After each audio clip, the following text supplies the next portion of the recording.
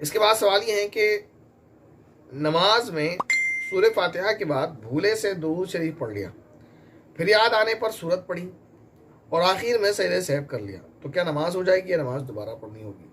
دیکھیں، بھولے سے اگر آپ نے درود شریف پڑھ لیا ہے سورہ فاتحہ کے بعد جہاں سورت پڑھنی تھی، اور پھر یاد آنے پر آپ نے سورت پڑھ لی ہے اور آخر میں سجدہ سہو کر لیا، تو آپ کی نماز درست ہو جائے گی۔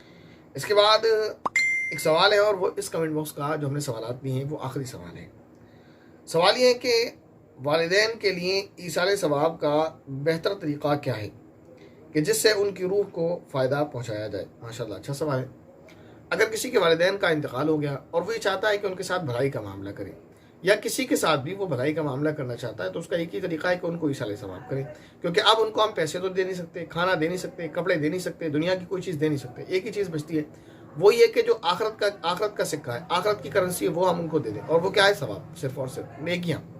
وہاں نہ پیسہ چلے گا، نہ کچھ اور ہے، نہ ڈالر ہے، نہ ریال ہے، نہ کچھ اور ہے، دینار و درہم۔ وہاں صرف اور صرف نیکیاں چلتی ہیں، نیکیوں کا سکہ چلتا ہے۔ تو ان کو ثواب ایصال کریں، ثواب پہنچائیں، یہ طریقہ ہے۔ جیسے ہم یہاں سے وہاں منی ٹرانسفر کرتے ہیں، اپنی فیملی کو بھیجتے ہیں۔ اگر والدین ضرورت مند ہوتے ہیں تو بچے اپنے والدین کو، یا بچے پڑھ رہے ہوتے ہیں تو والدین اپنی اولاد کو پیسے ٹرانسفر کرتے ہیں۔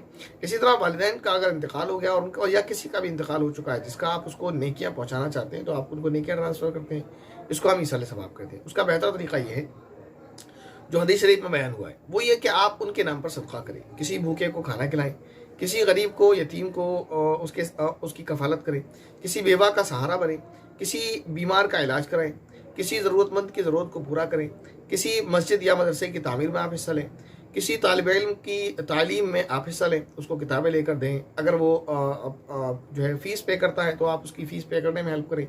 تو کسی بھی دینی کام میں آپ حصہ لیں، چاہے یہ سارے دینی کام میں نے آپ کو بتا دیا، بھوکے کو کھانا کھلانا یہ بھی دینی کام ہے، آپ کہیں پر پانی کا پیاؤ لگوا دیں یہ بھی دینی کام ہے۔ آپ اسی طرح جہاں جو بس اسٹاپ وغیرہ ہوتے ہیں لوکل ایریاز میں، جہاں سٹیز بن چکی ہیں وہاں تو گورنمنٹ نے کروا دیا ہے، لیکن جو لوکل ایریا ہیں جہاں پر بس اسٹاپ نہیں بنا ہوا ہے، لوگ ایسے ہی بیٹھتے ہیں، جس سے بہت سے جو ہے گاؤں ٹائپ کے ایریا ہوتے ہیں، قصبے ہوتے ہیں جہاں بس اسٹینڈ باقاعدہ نہیں بنا ہوتا ہے، لوگ روڈ پر کھڑے ہوتے ہیں، وہاں پھر بس آتی ہے اس میں بیٹھ جاتے ہیں۔ تو وہاں آپ ٹین شیڈ وغیرہ جو بھی انتظام آپ کر سکتے ہیں وہاں کریں، وہاں پانی کا انتظام کریں۔ تو یہ سارے جو کام ہیں یہ سارے دینی کام ہیں، ان میں سے کوئی بھی کام کر کے آپ اس کا ثواب اپنے والدین کو ایصال کر سکتے ہیں۔ اس طرح یہ چیز نبی پاک صلی اللہ علیہ وسلم نے بتائی ہے۔ دوسرا کام یہ ہے کہ اگر آپ کے پاس پیسے نہیں اور آپ یہ نہیں کر سکتے تو پھر کیا کریں؟ تو کوئی بھی آپ اپنی بدنی عبادت، یہ تو مالی عبادت تھی، میں نے آپ کو بتایا اس میں مال خرچ ہوتا ہے۔ اگر جب مال نہیں ہے، ممکن ہے کہ یہ کام ہم نہ کر سکتے ہوں، تو جتنا بھی کر سکتے ہیں اتنا کریں، 10 روپے صدقہ کر دیں، 10 روپے مسجد میں ان کے نام کے دیں۔ لیکن بالفرض مان لیتے ہیں کہ ایسا نہیں ہے، یا پیسے کم ہیں تو ہم اور چاہتے ہیں ثواب زیادہ پہنچائیں، پیسے کم ہیں تو تھوڑے پیسے خرچ کر لیں، اس کے بعد اپنی بدنی عبادت، مثلا آپ قرآن کریم کی تلاوت کریں، اس کا ثواب ان کو ایصال کر سکتے ہیں، درود شریف پڑھیں، کوئی دعا پڑھیں، کوئی وظیفہ پڑھیں، اور اسی طرح جو بھی نیک عمل کریں، مثلا نفل نماز پڑھیں آپ، اسی طرح نفلی روزہ رکھیں آپ، تو ان تمام چیزوں کا ثواب آپ اپنے والدین کو ایصال کر سکتے ہیں۔ امید ہے آپ کو جو سوالات آپ کے لیے گئے، ان کے جو جوابات آپ کو دیے گئے وہ اچھے سے آپ کو سمجھ آ گئے ہوں گے۔ اگر کوئی کنفیوژن ہے، کوئی ڈاؤٹ ہے، کوئی سوال ہے تو آپ اسے کمنٹ کریں، انشاءاللہ نیکسٹ کمنٹ باکس میں لے لیا جائے گا۔ آخر میں آپ سے ہماری ایک درخواست ہے، وہ یہ کہ آپ ہمیشہ اپنی پیاری پیاری دعاؤں میں ہمیں یاد ضرور رکھیے گا۔ اللہ تعالیٰ سے دعا کریں کہ اللہ تعالیٰ ہمارے علم میں، عمل میں، عمر میں اور تمام اچھے کاموں میں برکت نصیب فرمائے، اور اللہ تعالیٰ ہماری تمام ہی برے کاموں سے، بری چیزوں سے، آفتوں سے، بلاؤں سے، شرور و فتن سے، اور ہر ان تمام چیزوں سے جن سے نبی پاک صلی اللہ علیہ وسلم نے پناہ چاہیے، حفاظت فرمائے۔ ہم سے مراد ہم اور تمام امت مسلمہ تمام کے لیے دعا کریں، حق ہے ہمارا۔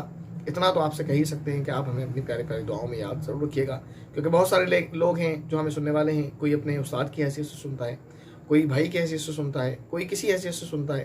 تو جس بھی حیثیت سے آپ سنتے ہیں، چاہے استاد کی حیثیت سے، چاہے بھائی کی حیثیت سے، یا صرف ایک عالم دین کی حیثیت سے، جس حیثیت سے بھی آپ ہمیں سنتے ہیں، ہمارا حق ہے کہ ہم آپ سے اتنی بات تو کہیں کہ آپ ہمارے لیے دعا ضرور کیجیے گا۔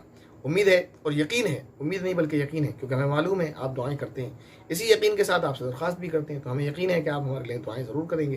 تو آپ سے درخواست یہی ہے کہ ہم آپ سے صرف اور صرف ایک درخواست کرتے ہیں کہ ہمیں اپنی پیاری پیاری دعاؤں میں یاد ضرور رکھیے گا۔ السلام علیکم ورحمۃ اللہ وبرکاتہ۔